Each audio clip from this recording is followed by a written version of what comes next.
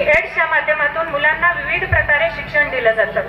त्याचबरोबर मुलांच्या क्रिएटिव्हिटीमध्ये सुद्धा वाढ झालेली आहे आणि याचा अनुभव आम्ही सगळे टीचर घेतच आहोत। आणि त्याचबरोबर ह्याचा अनुभव तुम्हाला सुद्धा आला असेल, म्हणजे पेरेंट्सना सुद्धा आला असेल। विद्यार्थ्यांच्या सर्वांगीण विकासासाठी हॅपी इंग्लिश स्कूलमध्ये वेगवेगळे उपक्रम राबवले जातात। त्यामध्ये स्वसंरक्षणासाठी कराटे हा विषय शिकवला जातो। त्याचबरोबर हस्ताक्षर सुधारण्यासाठी गेल्या वर्षीच अक्षरधारा या संस्थेबरोबर आम्ही कोलॅबोरेट केलेलं होतं आणि त्यावेळेला आमच्यातलेच काही टीचरांनी त्यांचं ट्रेनिंग घेतलेलं होतं आणि आता या वर्षीपासून आम्ही दर गुरुवारी हस्ताक्षर सुधारणेचा वर्ग चालवतो। आणि तुमच्या लक्षात आलंच असेल की विद्यार्थ्यांच्या हस्ताक्षरामध्ये कमालीची सुधारणा झालेली आहे आणि आमचा असा मानस आहे की काही वर्षानंतर हॅपी इंग्लिश स्कूलचा विद्यार्थी हा फक्त हस्ताक्षरावरून ओळखला जावा, इतकं त्या हस्ताक्षरामध्ये सगळ्यांचं एकसारखेपण असेल। त्याचबरोबर विद्यार्थ्यांना फास्ट कॅल्क्युलेशन यावं म्हणून आम्ही अबॅकसचे क्लासेस सुद्धा चालवतो। त्याचबरोबर क्रिएटिव्हिटी वाढावी, त्यातून काहीतरी शिकता यावं म्हणून सायन्स एक्झिबिशन पण दरवर्षी आम्ही 28 फेब्रुवारीच्या दरम्यान भरवत असतो, हे सुद्धा आपल्याला सगळ्यांना माहिती आहे। त्याचबरोबर कॉन्फिडन्स वाढावा, इंग्लिश कम्युनिकेशन वाढावं म्हणून SLC हे इव्हेंट्स आम्ही वर्षातून 2 वेळा घेत असतो। SLC म्हणजे काय तर स्टुडंट लेड कॉन्फरन्स। यामध्ये विद्यार्थी काय करतात, आपल्या पेरेंट्सना एखादा छोटासा टॉपिक घेऊन ते स्वतः शिकवतात। म्हणजे आता हे गेल्या टर्म मध्ये झालेलं आहे आणि या पुढच्या टर्म मध्ये सुद्धा होणार आहे। त्याचबरोबर speech competition, quiz competition, slow competition, sports आणि महिला पालकांसाठी महिला दिनाचा उपक्रम सुद्धा हॅपी स्कूलमध्ये राबवला जातो। आता इथं सर्वच विद्यार्थ्यांचा जिव्हाळ्याचा आणि आवडता विषय म्हणजे स्पोर्ट्स। आता योगेश सरांच्या मार्गदर्शनाखाली हॅपी स्कूलमध्ये विविध खेळांचा सराव घेतला जातो। त्याचबरोबर किक बॉक्सिंग या स्पर्धा प्रकारात विद्यार्थ्यांनी विभागीय आणि राज्यस्तरापर्यंत मजल मारलेली आहे।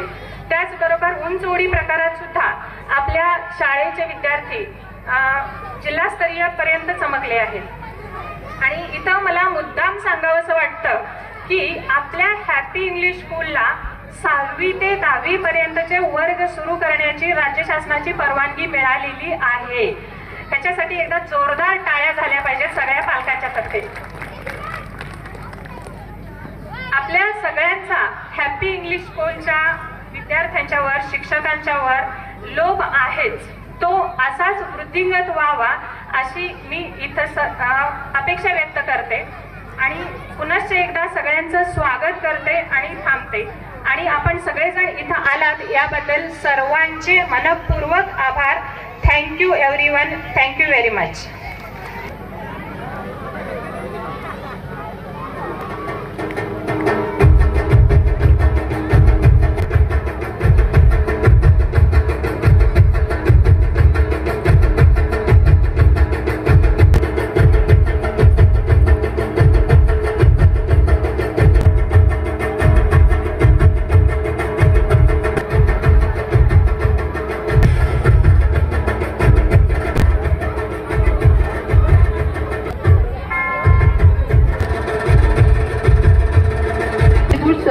will give message to us. संस्थेचे चेअरमन सन्माननीय व्यासपीठ आणि आपल्या भागात तळमळीनं शिक्षण क्षेत्रात कार्य करणारे मंडलिक सर आणि आमच्या सतत पाठीशी उभे असणारे मार्गदर्शक या स्वरूपात कुलकर्णी सर हे आज आपल्याला इथं प्रमुख पाहुणे म्हणून या कार्यक्रमासाठी लाभलेला आहे।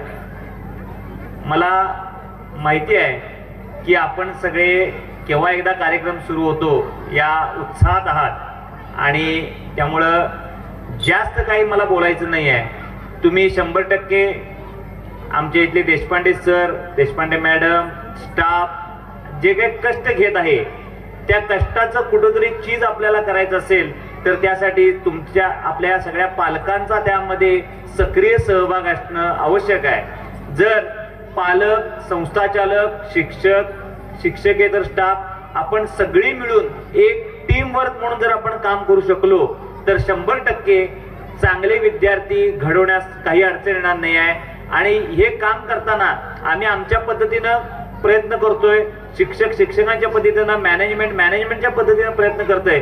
मी सगळ्या पालकांना आव्हान करतो की त्यांनी देखील थोडं अजून यामध्ये सक्रिय व्हावं. आपला मुलगा शाळेचा विद्यार्थी जास्तीत जास्त चांगला होण्याच्या दृष्टीनं सगळ्या पालकांनी सक्रिय व्हावं, मीटिंग अटेंड कराव्यात, त्यानंतर शाळेच्या सगळ्या उपक्रमामध्ये सक्रिय सहभाग नोंदवावा. अशा पद्धतीने जर आपण सगळी मिळून जर सांघिक काम केलो तर शाळेची भरभराट तर होईलच, त्याचबरोबर इथनं जाणारा प्रत्येक विद्यार्थी हा चांगल्या प्रसिद्धीच्या शिखरावरती जाऊन पोहोचेल यात शंका असणार नाही आहे. आज जे मोठ्या कष्टानं आमच्या हॅपी स्कूलच्या टीमनं जे विद्यार्थ्यांच्याकडून काम करून घेतलेलं आहे ते त्यांच्या विविध गुणदर्शनाच्या माध्यमातून आपण सगळे बघाल, त्याचा मनापासून आनंद घ्याल आणि असंच शाळेच्या इथून पुढे होणाऱ्या प्रत्येक उपक्रमात चांगल्या संख्येनं सहभाग नोंदवाल अशी अपेक्षा व्यक्त करून मी थांबतो. नमस्कार.